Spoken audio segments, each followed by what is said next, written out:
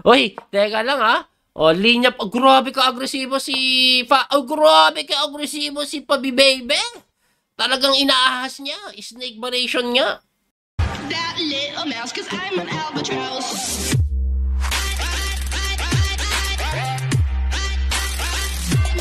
Masyado. This is game number 2. Panalo si Wesley game 1. At English po ang tinira ni Fabi. Medyo makunat ang approach ni Wesley. G6 and G3 naman ang ginawa ni Fabi dito. This is game number 2 na guys. Game number 2. Kailangan na lang po ni Grandmaster Wesley So ng tabla. Siya na ang mag-move on. Uwian time na si Fabi.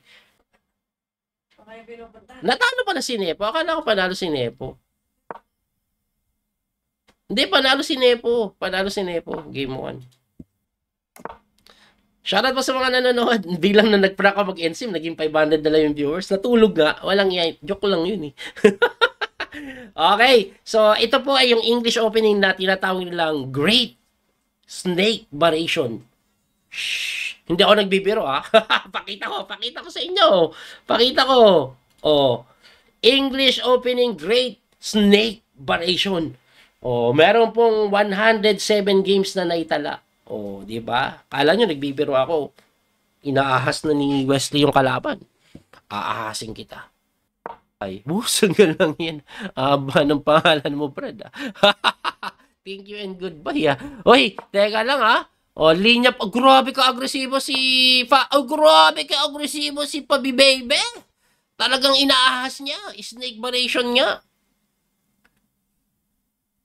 Agresibo po ang mga tira ni Fabi as you can see guys. Bakit? In a must-win situation siya. Lahat pa yan ay linya nangyari before but it looks like Wesley So is not familiar with the line kasi napapaisip na po siya.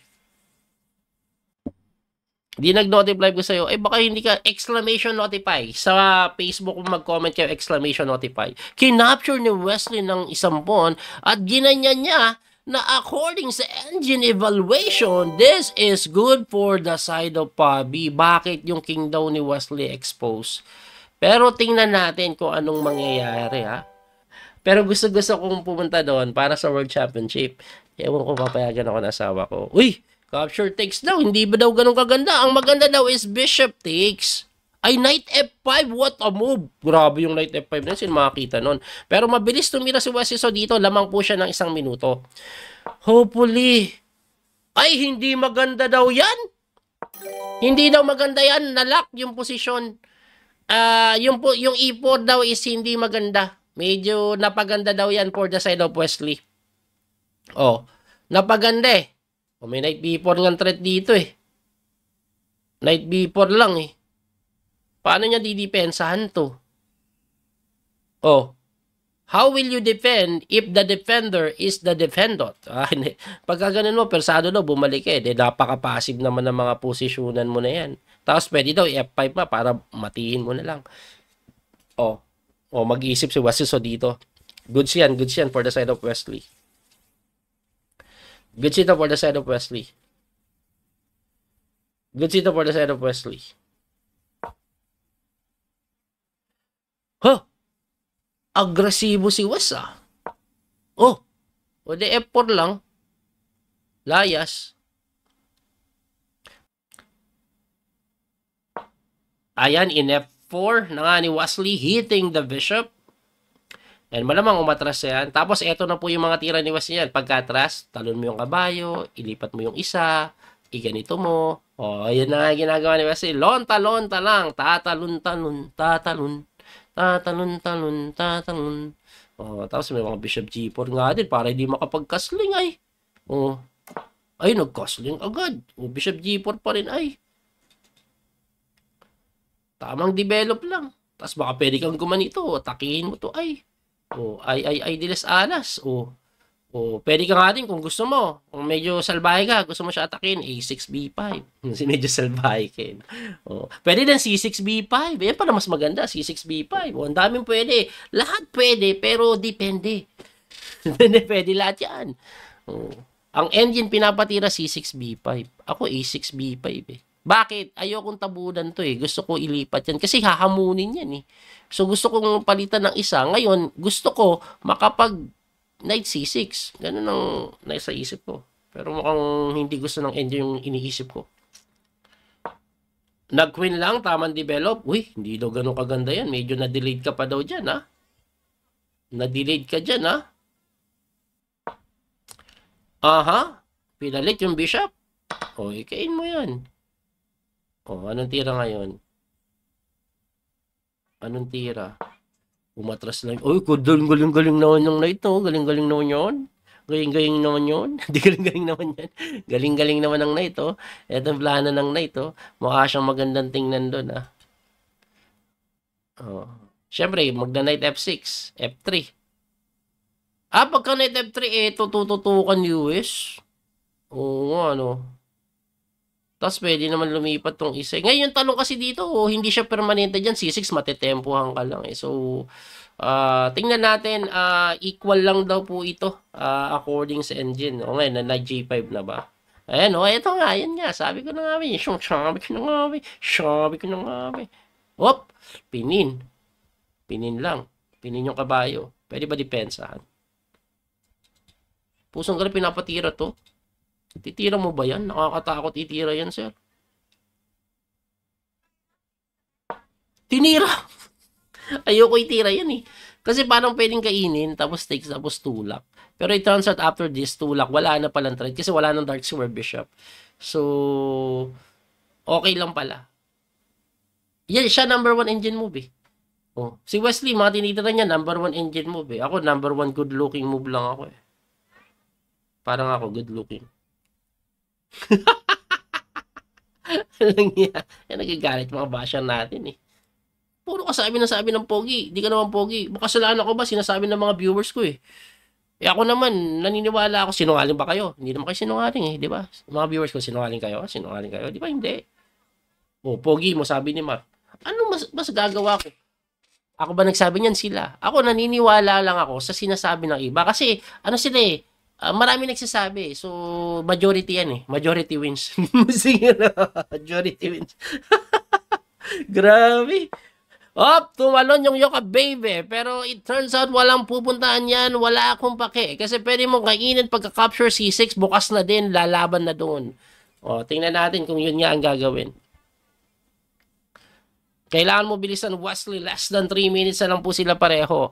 So, pinag-iisipan ni Wesley, baka pwede i-C6 na lang. Pero, ang pinakamaganda, kainin mo, tapos i-C6 mo, tapos ikunin mo, chop-chop mo, andiyan mo yung atake mo, yan, lamang na daw ito mo, diba? Lumalamang yung ito mo, okay, mat nito, manyayo na ito.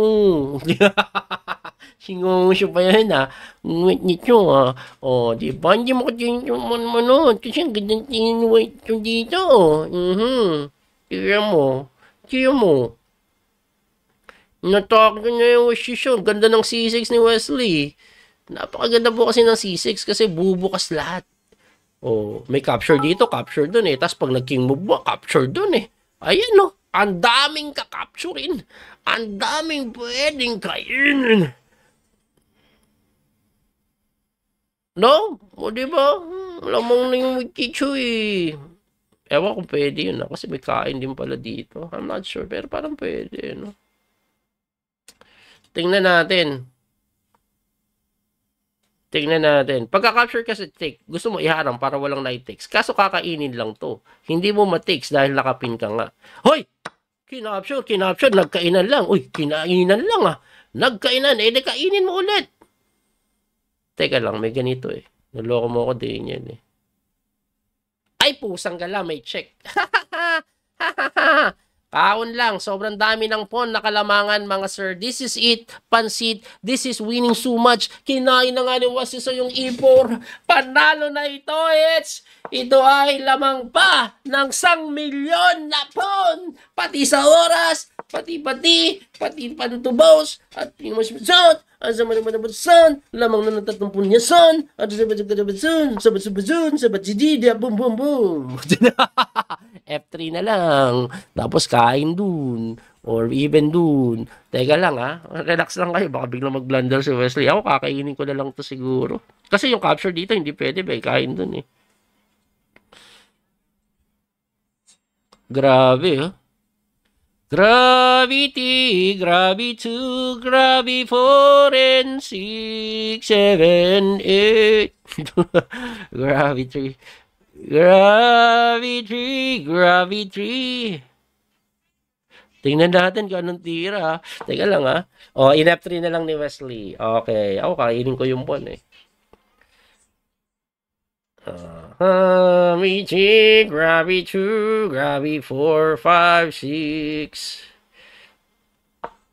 Oops. Wala ka ng square. Ubus na square mo, sir. Ubus na sa square mo. Babalik ka na lang dun. And pagbalik doon, kahit tulak ulit. Pag gumala yung light, kahit capture doon, okay, wala na ang square ang reyna mo. Ang reyna mo ay nangingi-sizer na. This is it, pansit na. Wala na. Grabe si Wes. Coach, I feel unseen sa live na to. Hindi ka na ba nababa? Tinira ni Wesley ang tira. Only move. Tapos tulak. Tama ba? Kasi atakado to eh. Pag kinapture mo, capture, di mo makain, iwan to eh. So, pagka punta dito, tulak, gumalaw yung knight. Let's say dito, may capture dun eh. Threaten na yung knight, threaten yung queen, threaten everything. Daming lamang na po. Tas tabla lang kailangan mo, lamang ka pa sa oras. I think that's it, pansit. I think that's it, pansit. At ang wala na. Wala nang himala. Kahit atakainin na lang ito, pinakasimple. Rook takes d3, pinakasimple. Wala na siyang check eh. Ay, pawn takes na lang pala. Para ganun daw. Anyway, whatever you play, everything is okay, alright. Tulak. Pro-promote. Ano eh. 1 milyon na yung lamang na po eh. Check. Check. Tapos ganun. Ay, hindi. May kain dito eh. Eto. Check. Tapos ganun. Tapos iyak tawa. Ayan. Rook C8 mo. Rook C8 mo. Rook C4 pala mas maganda. Kasi walang ginagawa yung Tori doon. Inaatake pa eh. Ito pala mas maganda. Pareho kami ng idea ni Wesley. Mas maganda lang yung kanya. Pero mas pogi ako. Grabe accuracy ni... Grabe sharp ni Wesley ngayon mo, sir. Well, hindi ganun kataas yung accuracy nito, pero ang ganda ng ginawa niya. 2-0 si Fabiano Caruana. Laglag si Fabi. Grabe yung ginawa ni Wesley, mga sir. Ang tindi. Dahil sa lahat ng analysis na sinabi ko, yung most of my analysis with the help of the engine yun, kaya nagbumuha ako magaling nga. Huwag niyo sabihin nagmamarunong ako. Pero grabe si Wesley. Taas ang sharp. Laglag si Fabiano Caruana. At dahil doon, makakalaban ni Wesley kung sino ang matatalo between MBL and Magnus Carlsen.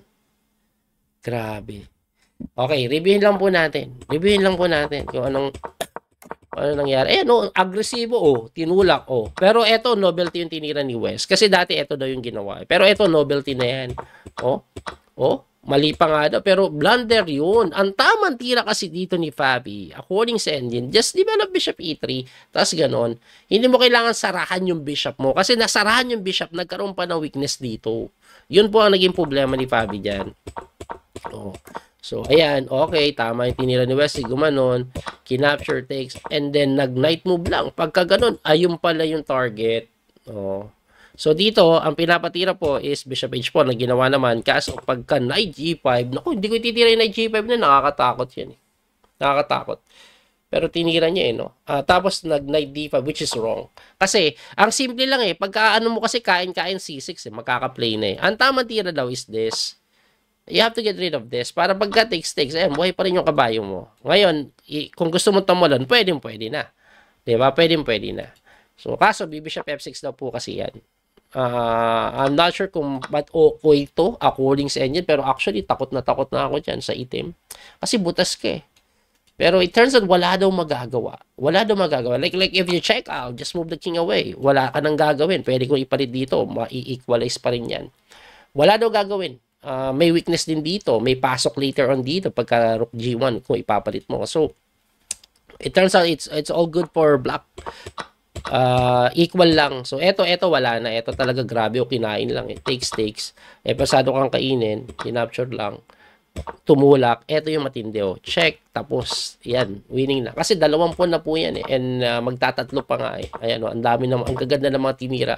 Ako, kakainin ko lang to. Pwede ba? Pwede din pala kain. Rook takes D3. Yan yung sinasabi ko, rook takes D3. So, pinon takes ni Wesley para may pass pawn. And then, rook here. Check. What's the threat? Eto po. At wala na pong way para depensahan. He can try this. Pero pagka-check po kasi, takes, capture, libre yung kabayo. So, isang pyesa, no? So, actually, may mas maganda pa palang tira doon If you try this, upper rook C8 daw. Tapos na. Yan yung engine move. Pero yung ginawa ko kasi, tirang pogi lang Ito, engine move to. Walang depensa daw rook C8. Anyway, dahil po sa panalo ni Wesley So na yan, Wesley So will move on to the quarterfinals of losers bracket. So, nasa losers bracket pa rin siya pero maghihintay po siya ng resulta between MBL and Magnus Carlsen. Kung sino po ang mananalo doon, makakalaban po ni Wesley. Tingnan po natin. That little mouse, 'cause I'm an albatross.